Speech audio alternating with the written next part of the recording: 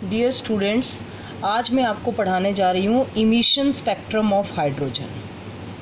देखते जाइएगा। पहले मैंने आपको स्पेक्ट्रम के बारे में बताया था, स्पेक्ट्रम के टाइप बताए थे, इमिशन, एब्जॉर्प्शन। आज मैं आपको फिर से इमिशन स्पेक्ट्रम ही बता रही हूँ, ठीक है ना बेटा। लेकिन आज स्पेशली हम डिस्कस कर रहे हैं इमिशन स्पेक्ट्रम ऑफ किसका, हाइड्रोजन का। क्लियर स्टूडेंट्स, आज किसका इमिशन स्पेक्ट्रम हम डिस्कस करने जा रहे हैं, emission spectrum of hydrogen.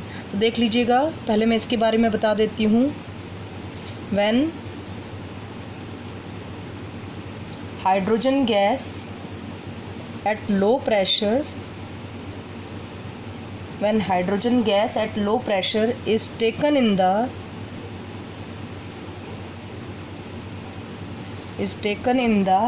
discharge tube,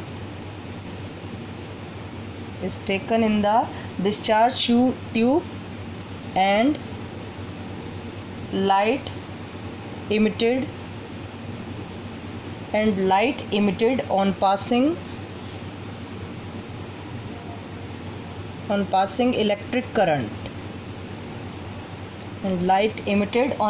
electric current, is examined with a spectroscope. The spectrum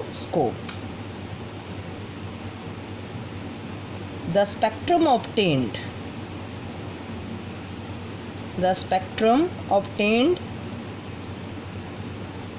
is called emission spectrum of hydrogen.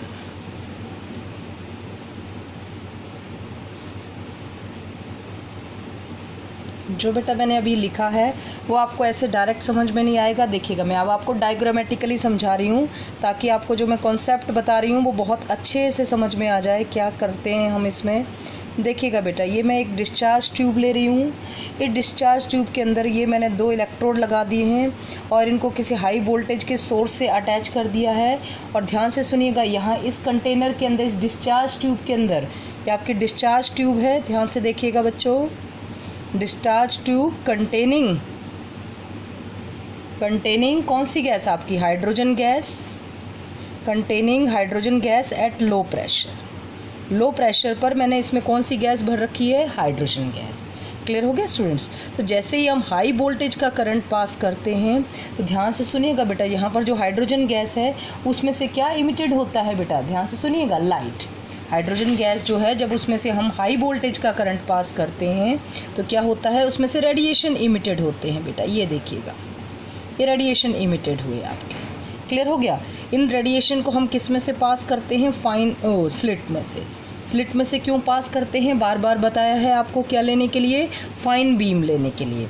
ठीक है स्टूडेंट्स। और उसके बाद जैसे ही हम इसको प्रिज्म में से पास करते हैं, किस में से पास करते हैं, प्रिज्म में से पास करते हैं और इसको ऑब्जर्व करते हैं कहाँ पर, आपका फोटोग्राफिक प्लेट पर। ये देख लीजिएगा, ये आपकी आ गई क्या चीज़, फोटोग्राफिक प्लेट।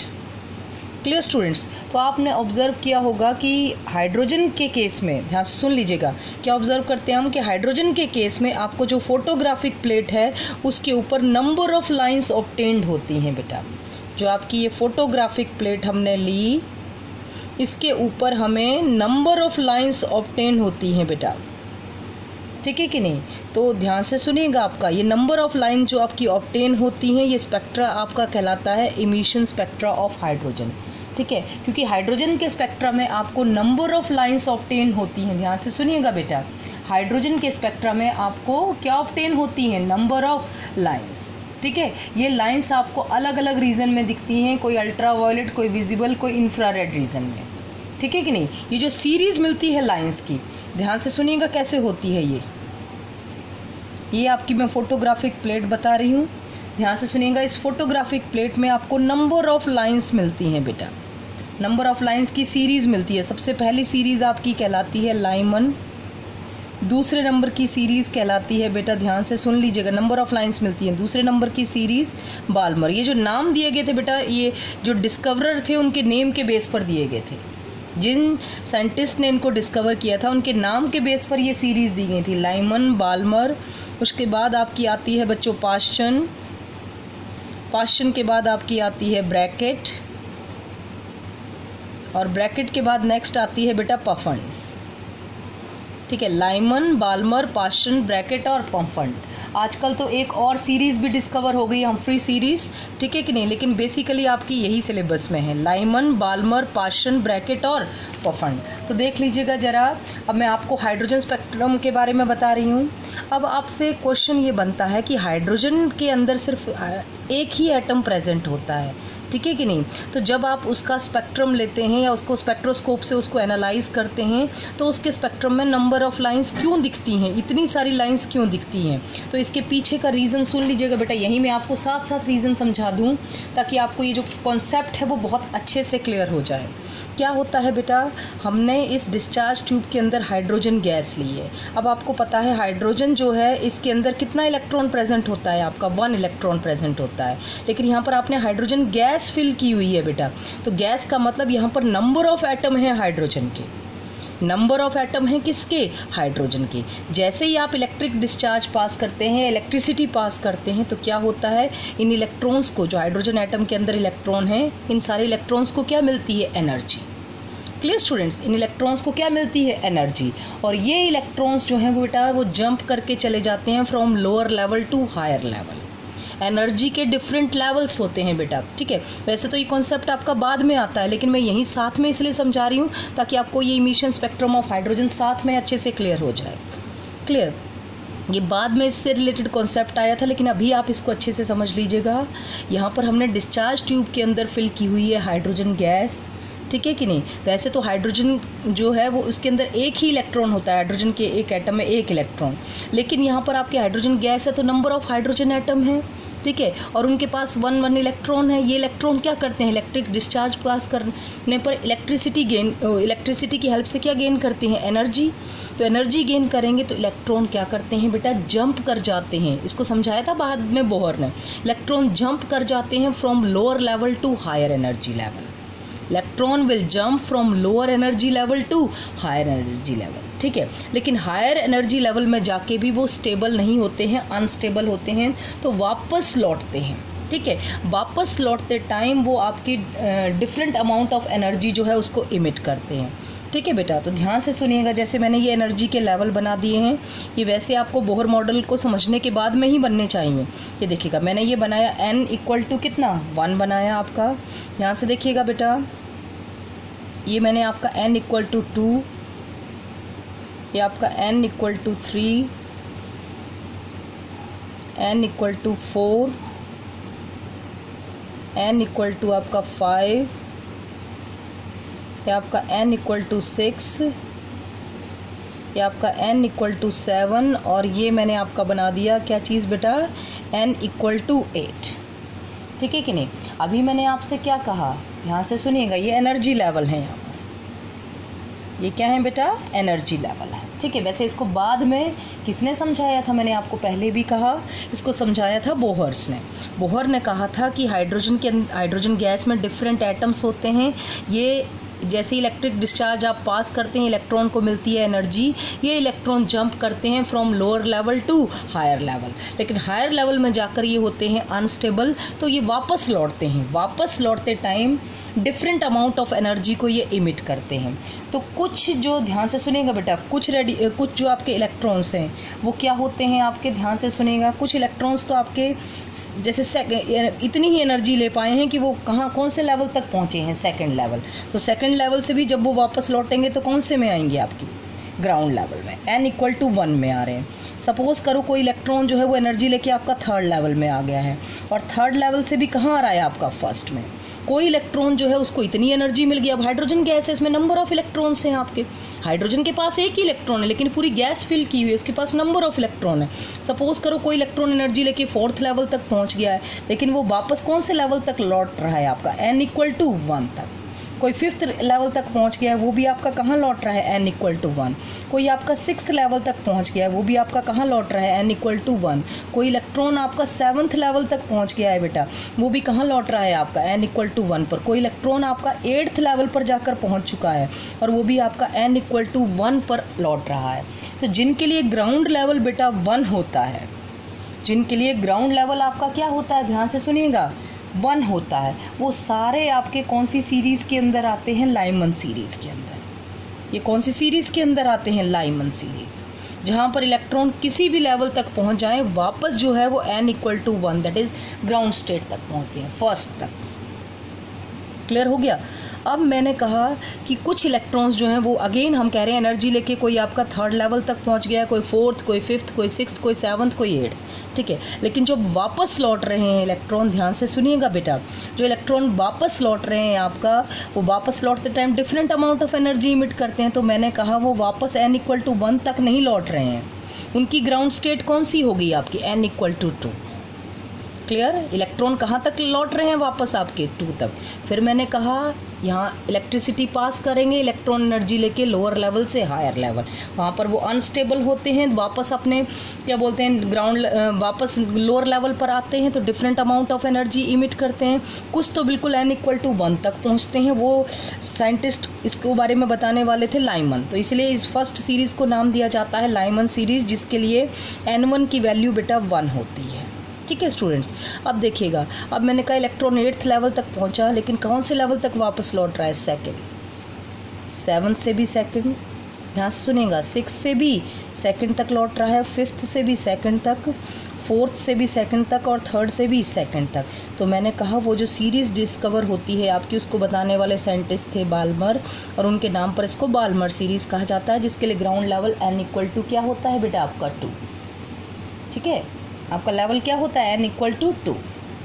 चलिए अब आगे फिर से वही बात है कि इलेक्ट्रॉन जंप करके 8th लेवल तक पहुंच गए हैं, लेकिन जब वो वापस लौट रहे हैं तो वो उनका लेवल कौन सा हो गया? कौन से लेवल तक वापस लौटते हैं? n=3 तक। ये देखते जाइएगा बेटा, किसी भी लेवल तक पहुंच गए हैं लेकिन वापस लौट रहे हैं आपके n=3 तक। तो पहला लाइमन साइंटिस्ट डिस्कवरर के नेम पर, दूसरी बाल्मर, ठीक है। तीसरी सीरीज आपकी कहलाती है बेटा पाश्चन।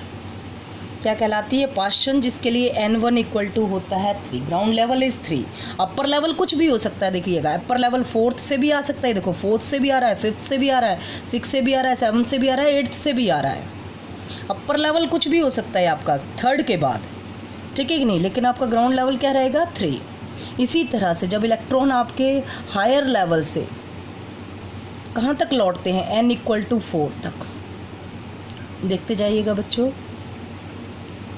ठीक है, कहाँ तक लौटते हैं? n=4 तक। तो हम बोलेंगे आपकी सीरीज होती है ब्रैकेट। कौन सी सीरीज? ब्रैकेट। ठीक है बेटा। और जब आपके इलेक्ट्रॉन हायर लेवल से सिर्फ कौन से लेवल तक वापस आ पाते हैं? 5th लेवल तक।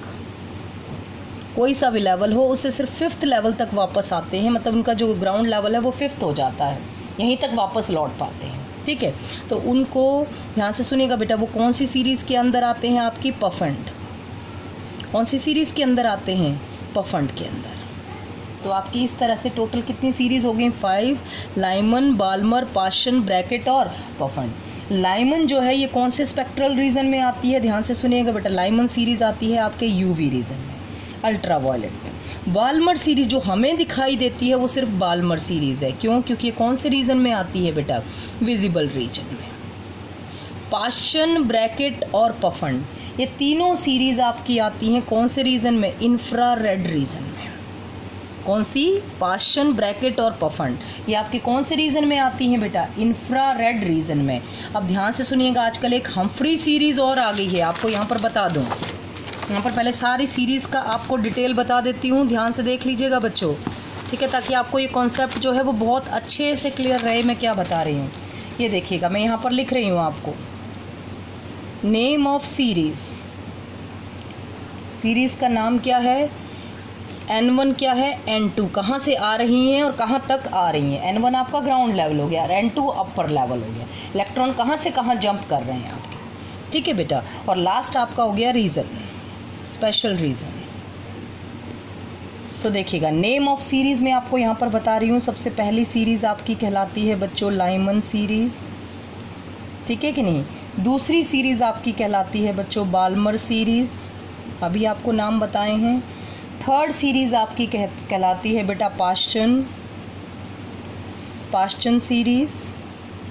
फोर्थ आपकी कहलाती है ब्रैकेट और फिफ्थ आपकी क्या कहलाती है बेटा? पफंड। ठीक है कि नहीं। लाइमन के लिए N1 हमेशा क्या होता है 1 और N2 आपका क्या हो सकता है 2, 3, 4 और लास्ट आपका कहाँ तक हो सकता है बच्चों, ध्यान से सुनिएगा, इन्फिनिटी तक। ठीक है, तो अगर कहें आपकी फर्स्ट लाइन कहाँ है, सेकंड, और लास्ट लाइन लिमिटिंग लाइन क्या कहलाएगी आपकी, इन्फिनिटी। N2 में फर्स्ट लाइन आपकी 2 और लिमिटिंग लाइन क्या हो जाएगी, इन्फिनिटी। रीजन कौन सा है, UV, that is ultra violet. Clear हो गया बेटा। बाल्मर सीरीज के लिए N1 क्या होता है 2, N2 कहाँ से शुरू होता है, इलेक्ट्रॉन कहाँ से जंप करते हैं, 3rd से 2 में, 4th से 2 में, 5th से 2 में, और लिमिटिंग लाइन आपकी इन्फिनिटी। ठीक है बच्चों, लिमिटिंग लाइन क्या हो जाएगी आपकी, इन्फिनिटी। और इसका रीजन कौन सा होता है, विजिबल। तो जो हमें दिखाई देता है वो कौन सा है आपकी, बाल्मर सीरीज। कौन से रीजन में आती है ये, विजिबल रीजन में। थर्ड आपकी पाशन N1 3, N2 आपका 4, 5, 6 कहाँ तक, इन्फिनिटी। कौन से रीजन में आती है आपकी, बार बार बता दिया, इंफ्रारेड। ठीक है, 4th आपकी ब्रैकेट, ठीक है कि नहीं, इसका ग्राउंड लेवल हो गया आपका 4। ठीक है, और इलेक्ट्रॉन कहाँ कहाँ से जंप करते हैं, 5th लेवल से, 6th, 7th, 8th और लास्ट आपका इन्फिनिटी। ये भी कौन से रीजन में आती है आपकी, इंफ्रारेड। ठीक है बेटा। पफन, इसके लिए आपका लोएस्ट लेवल हो गया 5 और हाईएस्ट लेवल क्या आ जाएगा आपका 6 से 5th में आ सकता है, 7th से इलेक्ट्रॉन 5th में, 8th से 5th में, डैश डैश आपका कहाँ, लिमिटिंग लाइन इन्फिनिटी, कोई से भी आ सकता है आपका। और ये भी कौन सी रीजन में आती है बच्चों, आपकी इंफ्रारेड रीजन में। क्लियर हो गया। आजकल एक नई सीरीज और डिस्कवर हो गई है, देख लीजिएगा, हम्फ्रे सीरीज। ये जो सीरीज है ध्यान से सुनिएगा, ये रिसेंटली रिपोर्टेड हुई है, ठीक है कि नहीं। अब हम कहते हैं जब इलेक्ट्रॉन हायर लेवल से 6th एनर्जी लेवल तक आते हैं, इलेक्ट्रॉन हायर लेवल से 6th एनर्जी लेवल तक आते हैं, कहाँ तक, N1 इक्वल टू क्या कहेंगे आपका 6 और N2 equal to higher level आपका कुछ भी हो सकता है 7, 8, 9 डॉट डॉट। ठीक है, और अगर कोई पूछे कि ये कौन से रीजन में आती है, तो ये भी आपकी बेटा कौन से रीजन में आती है, इंफ्रारेड रीजन में। ये रिसेंटली डिस्कवर्ड है, ठीक है। लेकिन आपके सिलेबस में मेनली जो आपके क्वेश्चंस बनते हैं वो इन 5 सीरीज के ऊपर बनते हैं, लाइमन, बाल्मर, पाशन, ब्रैकेट और पफन सीरीज के ऊपर। क्लियर हो गया बच्चों, मैं क्या बता रही हूँ आपको। तो ये मैंने आपकी बताई रिसेंटली डिस्कवर्ड जो है वो कौन सी है आपकी, हम्फ्री सीरीज। क्लियर हुआ स्टूडेंट्स। तो ये मैंने आपको आज किसके बारे में बताया, स्पेक्ट्रम ऑफ हाइड्रोजन के बारे में। क्लियर हो रहा है ना क्या है। अब ध्यान से सुन लीजिएगा बेटा, ये सारी सीरीज हो गई, ठीक है। अब इसके बाद ध्यान से सुनेगा, क्या बोलते हैं, इसके बाद एक साइंटिस्ट आए थे, क्या बोलते हैं, रिडबर्ग। तो रिडबर्ग ने एक फॉर्मूला दिया था, देखिएगा, रिडबर्ग फॉर्मूला। रिडबर्ग ने एक फॉर्मूला दिया था बेटा, क्या निकालने के लिए, wave number of various spectrum lines. ठीक है, तो हम बोलेंगे रिडबर्ग, ध्यान से सुनिएगा बेटा, Rydberg in 1890 gave a general formula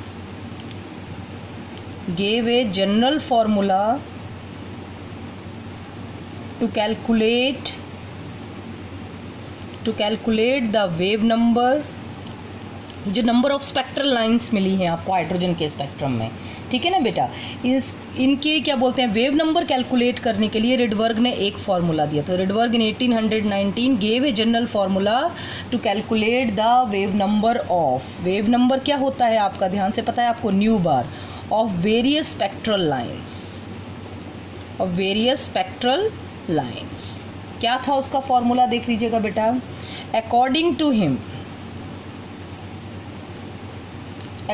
him, ध्यान से सुनिएगा बेटा, उसने क्या फॉर्मूला दिया था, nu bar equal to, nu bar is wave number, आपको पता है nu bar is reciprocal of wave length, तो आप लिख सकते हैं nu bar equal to 1/λ equal to r 1/n1 का स्क्वायर माइनस 1/n2 का स्क्वायर। ठीक है, nu bar equal to 1/λ equal to r 1/n1 square minus 1/n2 square. ठीक है, तो ध्यान से सुन लीजिएगा बेटा, क्या होते हैं आपका, वेयर आपका r क्या है, वेयर r इज क्या कहलाता है आपका, Rydberg constant, where r is Rydberg constant. ठीक है, nu bar is equal to आपका क्या है, वेव नंबर, न्यू बार क्या है आपका? वेव नंबर, ठीक है। और N1 and N2, N1 and N2 अभी थोड़ी देर पहले आपको बताए हैं, are the values of lower energy level and higher energy level. Clear हो गया स्टूडेंट? N1 और N2 आपके क्या बताते हैं? N1 आपका लोअर एनर्जी लेवल को और N2 आपका हायर एनर्जी लेवल को बताता है, ठीक है। किसी भी सीरीज के लिए आपको पता है, किसी भी सीरीज के लिए N1 की वैल्यू कांस्टेंट होती है। अगर मैं कहूँ लाइमन सीरीज तो आपको पता है N1 हमेशा 1 रहेगा। N2 की वैल्यू वेरी कर सकती है, मीन्स इलेक्ट्रॉन आपका सेकंड से भी फर्स्ट में आ सकता है, थर्ड से भी, फोर्थ से भी और बच्चों इन्फिनिटी से भी आपका फर्स्ट लेवल पर आ सकता है। क्लियर हो गया कि नहीं? तो आपका इसी तरह से हर एक सीरीज के लिए आप देखिएगा, the value of N1 is constant, ये माइंड में रखिएगा, the value of N1 is constant for each series. Clear हो गया बच्चों? क्या बताया मैंने आपको? हाइड्रोजन स्पेक्ट्रम क्लियर हुआ अच्छे से कि नहीं? क्या बताया मैंने? यहाँ पर आपका न्यू बार वेव नंबर होता है, आर आपका रिडवर्क कांस्टेंट है, N1 और N2 आपकी वैल्यू है किसकी? Lower energy level, higher energy level. याद रखिएगा N1 हमेशा लोअर लेवल होता है और हर एक स्पेक्ट्रल लाइन के लिए इसकी वैल्यू कांस्टेंट होती है। और N2 की वैल्यू वेरी करती है, डिपेंड करता है इलेक्ट्रॉन आपका कहाँ से कौन से लेवल पर जंप कर रहा है। क्लियर हो गया? अगर आपके लाइमन सीरीज है तो N1 की value constant, that is 1। Value किसकी चेंज होगी आपकी? ध्यान से सुन लीजिएगा, वैल्यू किसकी चेंज हो जाएगी बेटा? आपकी वैल्यू N2 की। इलेक्ट्रॉन कहाँ से सेकंड लेवल से जंप कर रहा है, थर्ड से, फोर्थ से कि फिफ्थ से? अब देखिएगा, ये जो मैंने ऊपर आपका फॉर्मूला दिया ये तो था फॉर हाइड्रोजन के लिए, फॉर हाइड्रोजन। Clear students? लेकिन अगर पार्टिकल आपके हाइड्रोजन लाइक है, हम कहेंगे फॉर H लाइक पार्टिकल, यही फॉर्मूला है आपका। ध्यान से सुनिएगा बेटा, H लाइक पार्टिकल के लिए रिडवर्क फॉर्मूला कैसे लिखा जाता है? न्यू बार इक्वल टू, ध्यान से सुन लीजिएगा बेटा, न्यू बार इक्वल टू आपका क्या होता है? 1/λ। यहाँ पर हम क्या करते हैं? रिडवर्क इक्वल टू रिडवर्क कांस्टेंट, ठीक है। ये रिडवर्क कांस्टेंट होता है बच्चों आपका 1/N1 स्क्वायर माइनस 1/N2 का स्क्वायर, और बाहर आपका आ जाएगा बेटा Z का स्क्वायर। अब आप बोलेंगे Z क्या है? यहाँ पर Z is the atomic number of the hydrogen like particle.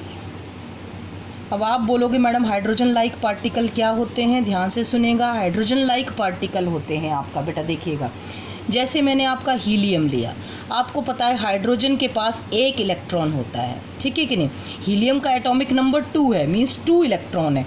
अगर मैं हीलियम प्लस कर दूं, प्लस मीन्स इसमें से एक इलेक्ट्रॉन रिमूव हो गया, तो फिलहाल हीलियम के पास भी एक ही इलेक्ट्रॉन है। Now it is hydrogen like particle. अगर ऐसे ही मैं लिथियम ले लूं, एटॉमिक नंबर 3, तो आप कहेंगे नंबर ऑफ इलेक्ट्रॉन 3 है, लेकिन मैं अगर इसके ऊपर 2+ चार्ज लगा दूं, तो 2+ चार्ज लगाने का मतलब इसमें से 2 इलेक्ट्रॉन रिमूव हो चुके हैं। अब कितना है? 1। अगर 1 इलेक्ट्रॉन रह गया then it is hydrogen like particle. तो उनके लिए यहाँ पर Z से मल्टीप्लाई करना होता है, और हाइड्रोजन के लिए तो Z की वैल्यू 1 ही है, तो मल्टीप्लाई करने की जरूरत नहीं है बेटा, ठीक है। हाइड्रोजन जैसे हीलियम है तो यहाँ पर आप 2 का स्क्वायर कर दोगे, लिथियम है तो यहाँ पर 3 का स्क्वायर कर देंगे। क्लियर हो गया स्टूडेंट? तो हाइड्रोजन लाइक पार्टिकल के लिए आपका ये फॉर्मूला होता है, ठीक है स्टूडेंट्स। अब लास्ट में आपका बचा कि जो रिडवर्क कांस्टेंट है आपका R, या जहाँ पर RH भी लिखा होता है, कई जगह आपका R लिखा होता है, इसकी वैल्यू क्या होती है? तो इसकी वैल्यू होती है आपकी बेटा, देखिएगा 109677, ठीक है स्टूडेंट, समझ में आ रहा है कि नहीं? 109677 सेंटीमीटर इनवर्स। क्लियर हो रहा है बेटा? क्या वैल्यू होती है? 1 लाख कितना आपका बताइएगा? 1,09,677 centimetre inverse. This is the value of RH। ये वैल्यू आप हर बच्चे को लर्न होनी चाहिए, तभी हम इनके ऊपर न्यूमेरिकल कर सकते हैं बच्चों, तभी हम रिडवर्क फार्मूला जो है उनके ऊपर आगे न्यूमेरिकल कर सकते हैं, अगर हमें ये RH की वैल्यू पता हो। RH क्या कहलाता है आपका? Rydberg constant 1,09,677 centimetre inverse, 109677 centimetre inverse. ये आपकी किसकी, रिडवर्क कांस्टेंट की वैल्यू है बच्चों। ठीक, तो आपने देखा कि जब आप हाइड्रोजन गैस को एक डिस्चार्ज ट्यूब में लेकर उसमें से हाई वोल्टेज का करंट पास करते हैं और जो रेडिएशन इमिट होते हैं उनको आप अगर उसकी प्रिज्म की हेल्प से एक एनालाइज करते हैं उसके ऊपर फोटोग्राफिक प्लेट पर, तो आपको ऑब्जर्व होता है कि फोटोग्राफिक प्लेट पर नंबर ऑफ लाइंस की सीरीज मिलती है। ठीक है, जो बाद में उनके डिस्कवरर के नेम पर दी गई थी, नंबर ऑफ सीरीज मिलती हैं। उस स्पेक्ट्रम को हम हाइड्रोजन स्पेक्ट्रम कहते हैं। टोटल 5 सीरीज मैंने आपको बताई। आजकल एक नई सीरीज हम्फ्री सीरीज और डिस्कवर हो गई है आपकी। ठीक है बच्चों, और आज आपको बता दिया रिडवर्क फार्मूला क्या कैलकुलेट करने का, वेव नंबर, ठीक है कि नहीं, किसका, ये जो आपकी स्पेक्ट्रल लाइन है इनके लिए वेव नंबर कैलकुलेट करने का फॉर्मूला। अब नेक्स्ट में हम करेंगे इससे related numericals. Thank you students.